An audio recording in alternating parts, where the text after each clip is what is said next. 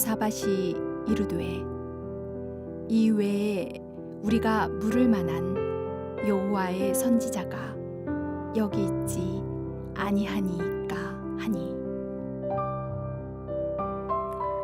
남쪽의 여호사밧 왕과 북쪽의 아합 왕이 연합하여 전쟁을 준비하고 있습니다. 전쟁에 나가기 전에 하나님의 뜻을 묻는데 악한 아합 왕은 자기에게 흉한 일을 예언하는 참 선지자 미가야의 말보다 자기 말을 잘 듣는 거짓 예언자 400명을 신뢰하였습니다. 그러나 남쪽의 여호사밧 왕은 아합과 달리 하나님을 신뢰하는 왕입니다.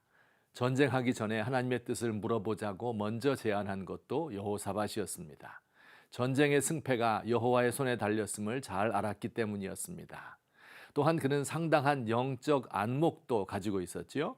아합 왕의 궁중에 살면서 아첨을 일삼는 400명의 예언자들이 만장일치로 전쟁에 나가면 승리하겠다고 예언했을 때 이들이 신뢰할 수 없는 거짓 예언자들이라는 것을 알아차렸습니다.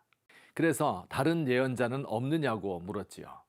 아합 왕은 미가야 한 사람이 있기는 한데 그는 길한 일을 예언해 주지 않는다고 하면서 그의 말을 듣지 않으려 하였습니다. 그러나 여호사밧은 그런 아합에게 그런 식으로 말하면 안 된다고 하며 미가야를 데려올 것을 강력히 요청하였습니다. 여호사밧은 아합과는 완전히 다른 사람입니다. 길한 예언이건 흉한 예언이건 이것이 하나님의 말씀이라면 들어야 함을 알았습니다. 하나님의 말씀을 전하는 예언자를 존중하는 왕이었습니다. 요약하자면 여호사밧 왕은 하나님의 뜻을 알고자 하였고 거짓 예언자를 분별하였으며 진실한 예언자를 존중하는 사람이었습니다. 자, 그렇다면 여호사밧은 미가야가 전하는 하나님의 말씀에 순종하였을까요? 안타깝게도 그 역시 예언자의 말을 따르지 않고 전쟁에 참여하였습니다. 여러 가지 이유를 생각할 수 있겠지요. 군사를 이끌고 여기까지 왔는데 군사를 돌려보내기가 어렵습니다. 고대 세계의 군대는 상비군이 아니고 농사일을 하다가 징집된 병사들로서 전리품을 얻기 위하여 전쟁터에 나왔습니다. 만일 이들을 그냥 돌려보내면 매우 실망할 것입니다. 그 군대 내에 강경파는 여호사밧에게 저항할지도 모릅니다. 전과를 거두지 못하고 고국으로 돌아가면 망신당하는 것은 물론이고 외교적으로도 문제가 됩니다. 함께 군사작전을 수행하던 아합 왕과는 사이가 갈라질 것입니다. 이유야 여러 가지였지만 어쨌든 여호사밧도 하나님의 말씀에 순종하지는 않았습니다.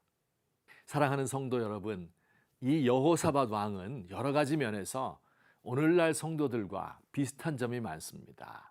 많은 성도들이 어렸을 적부터 교회에 다녔고 상당수의 성도들은 여러 대째 예수를 믿는 모태신앙인입니다.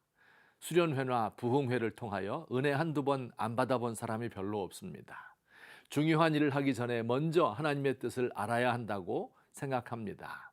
또한 목회자를 판단하는 눈도 가지고 있지요. 무조건 평안과 번영을 약속하는 기복신앙이나 번영신학을 싫어합니다. 진실한 목회자를 분별하고 그들을 존중합니다. 그러나 결국 하나님의 뜻에 순종하지 않는다는 점에서는 아합 왕과 다를 바가 없습니다. 기독교적 가치를 알지만 물질주의에 영합합니다. 신앙의 명문가를 만든다는 미명하에 공부 잘하는 것과 신앙 좋은 것을 구분하지 않습니다. 술, 담배 안 하고 윤리적으로는 반듯하지만 세속적 야망을 품고 있습니다. 자기의 것을 버리고 하나님의 뜻을 따라야 할 때 순종하지 않습니다. 아합 왕과 여호사밧이 결국은 차이가 없었던 것처럼 세속에 물든 그리스도인들은 비신자들과 실제 행동에서 별반 차이가 없습니다. 아합 왕과 여호사밧, 이 두 사람 가운데 누가 더 나쁜 사람일까요? 당연히 아합이지요. 그러나 하나님 편에서 보면 여호사밧 같은 사람이 더 얄미울지도 모릅니다. 아합은 잘 몰라서 대놓고 악을 행하지만 여호사밧은 다 알면서 미꾸라지처럼 빠져나갔기 때문입니다. 하나님, 이런저런 이유를 대면서 결국 요리조리 빠져나가 하나님께 순종하지 않는 우리가 얄미우시지요. 어쩌다가 우리는 우직하게 믿고 순종하지 못하고 이리저리 꾀를 내는 사람들이 되었을까요? 너무 오래 믿어서 그런 걸까요? 너무 많이 알아서 그런 걸까요? 아니면 우리 모두는 자본주의가 낳은 괴물들인가요?